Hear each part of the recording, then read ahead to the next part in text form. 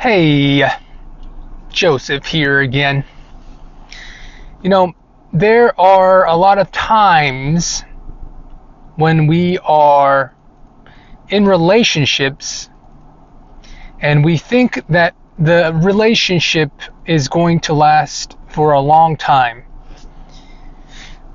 Relationships take effort to maintain, though, and something that I think a lot of people neglect, including myself, is the effort that is being given into a relationship so that a reciprocal amount of energy is received.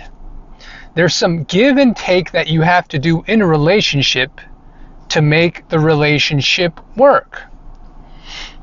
If you have high school friends and you don't touch base with them over 10 years, say that you've met them when you were 18 years old.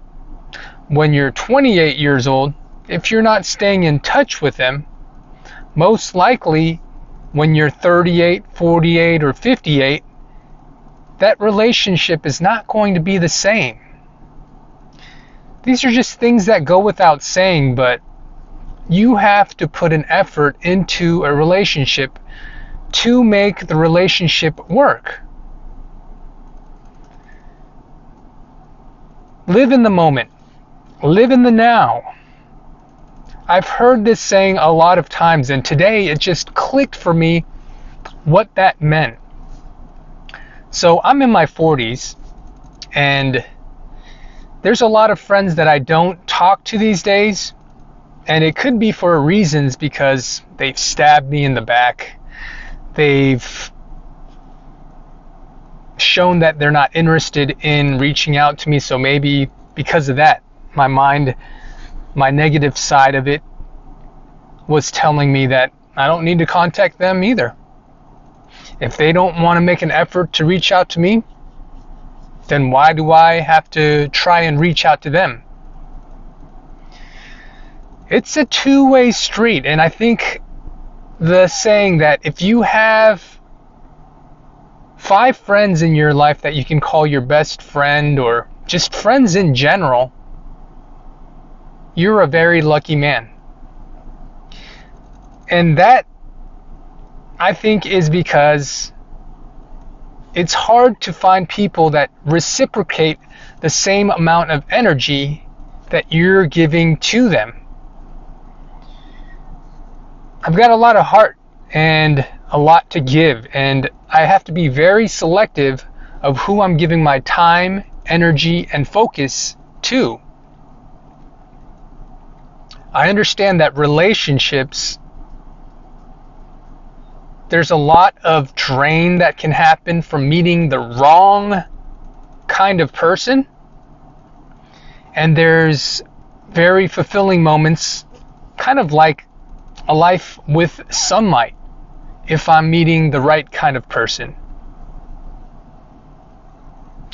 I wish that I had some kind of a X-ray vision or some kind of a scope that would allow me to just see someone and for an instant be able to determine if they're very beneficial into my life or not. But I'm no fortune teller. I don't have a crystal ball to gaze into and predict that kind of future.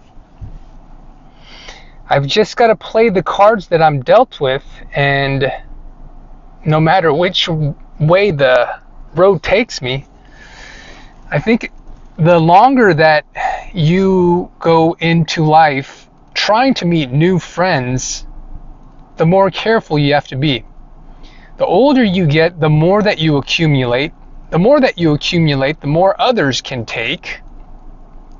It's a trust issue for me. I've got a lot more to lose now that I'm older than when I was younger and more foolish, less mature, and less wealthier. When you're young, you're hanging out with high school friends, you're going out to clubs or concerts or games, football games, baseball games, wherever.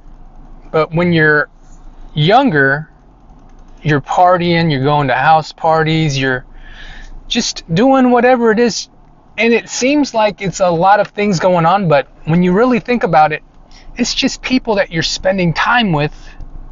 And that's all it is. Spending time with these people. You're just wasting time together. But as you get older, into your 30s, 40s, 50s, you start noticing people that you can build with. At least for me, that's the case. If I don't see any kind of beneficial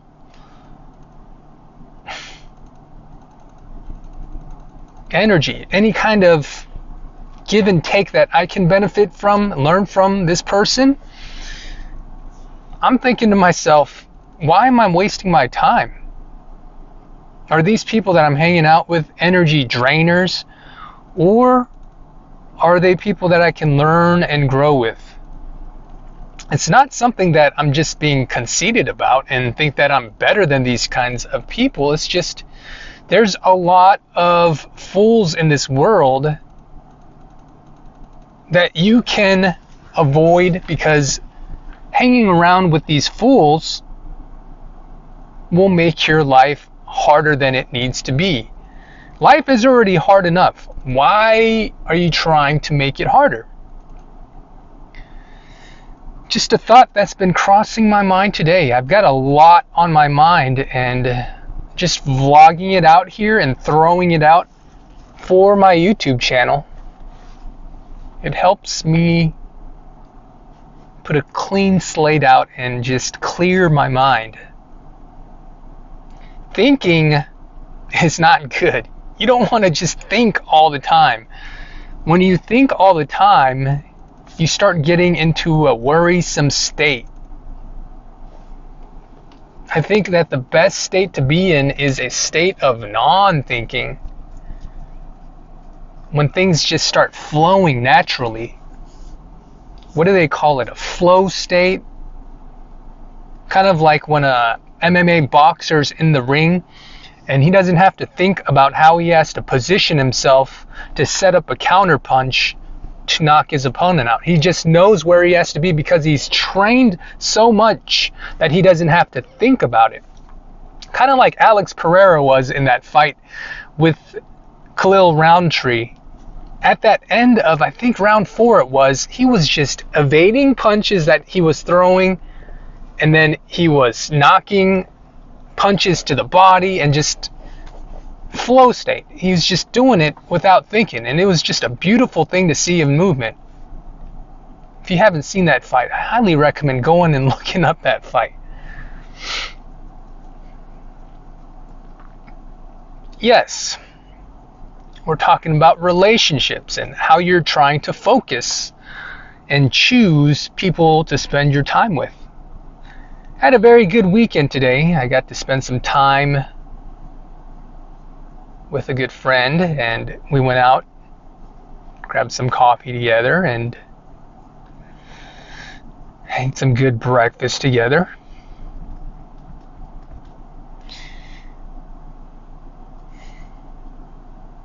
I try to find things to do that are beneficial. I think that there's a couple of high school friends that I was really close with in the past, but I just don't keep tabs on them as much, and it's just life gets in the way, and you just start caring less because you have so much to focus towards.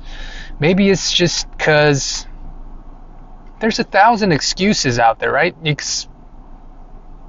Maybe you don't think that they want to talk. Maybe you think it's just awkward to hit them up out of the blue. At least make an effort, though, to wish them happy birthday. I think if you memorize, take your iPhone out, put their birthdays into the phone, look at the calendar every year, It pops up on your calendar when you push today's date. So-and-so's birthday's today. Make the effort to give them a call. Say, hey, I haven't talked to you in a long time, but I just wanted to wish you a happy birthday.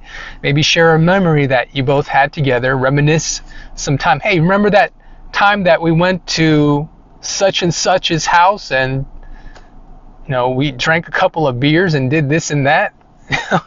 It could make for a good connection because we don't have that.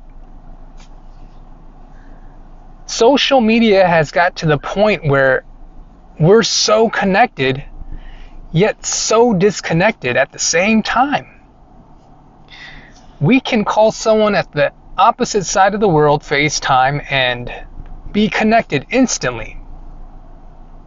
But we can also get distracted from YouTube Reels, Instagram Reels, Facebook Reels, just on a doom scroll.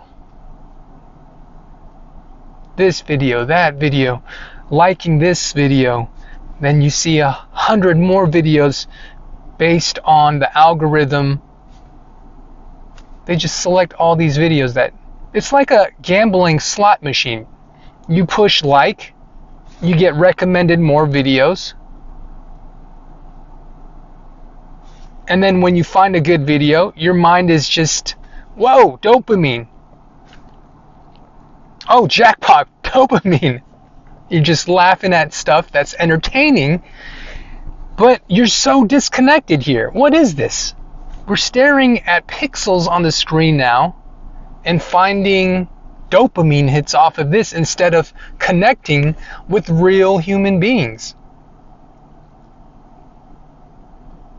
We're in the age of instant gratification where if we're hungry, we can order something through DoorDash instantly.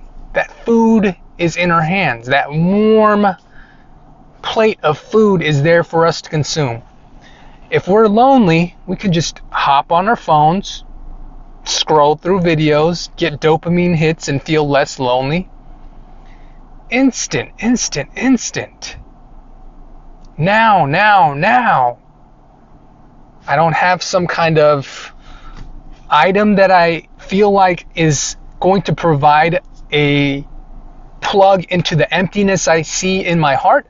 Amazon Prime. Get it here, 1-day shipping. Instant.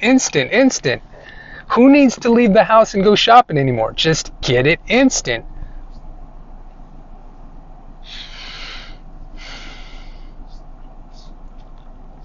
Instant happiness, instant fulfillment. Now. Yet when it comes to building relationships, these things take time. It takes effort.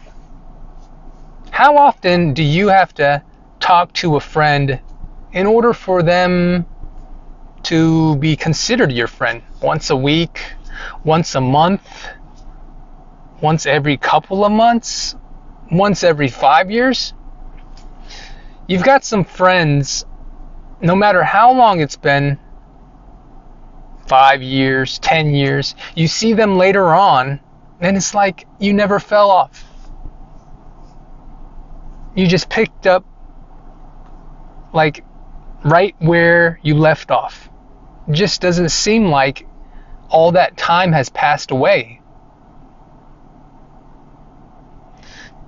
Hold on to those kinds of people.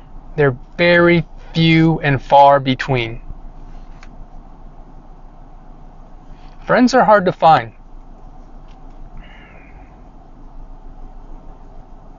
I remember my dad telling me, oh, I'm going to hang out with my friends. I told him that because back in high school I was going out all the time. And he's like, what friends do you really have? Those aren't your friends. And I didn't know what he meant when he told me that back then, but now I realize true friends, you really can't count how many of them there are in your life on both hands. You just don't have that many friends. A lot of times people come and go out of your life. It's the very last time you'll ever see them. You don't realize that it's the last time. But there's a last time for everything.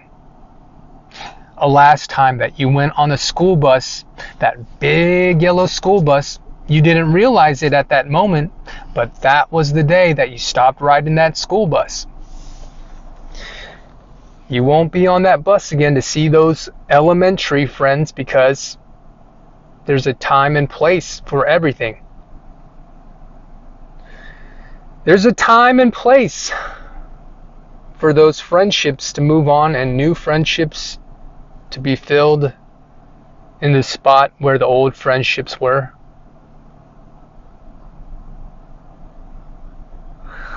A lot of these friendships, though, like I said, you got to watch out for them because they're like crabs in a bucket. You ever seen crabs in a bucket? They're all in a bucket and they're just all trying to pull each other down, trying to get to the top and out of the bucket. If someone climbs up towards the top, there's one at the bottom that just grabs that crab and pulls them down so they can't reach up all the way to the top of that bucket. You got to watch out for what kind of crabs are in your circle because they may pull you down. If you meet the right kinds of people, though, they can lift you up and help you soar high above. Find inspirational, uplifting, energy-giving friends. If you can recognize that there's some people in your life that are going to be robbing your energy, and come on, you're smart enough to know this, you want to set your boundaries and avoid them because your energy is the most important thing in life.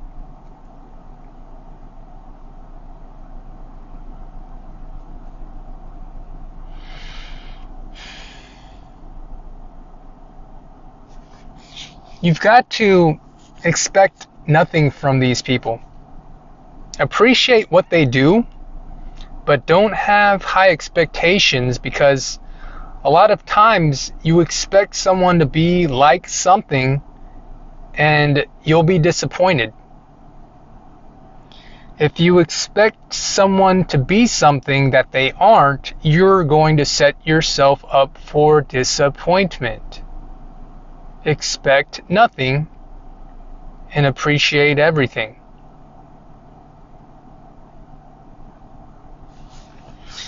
That's my talk for today. It's getting dark now, so I'm going to stop with my evening thoughts here. Thank you for watching this TED Talk tonight.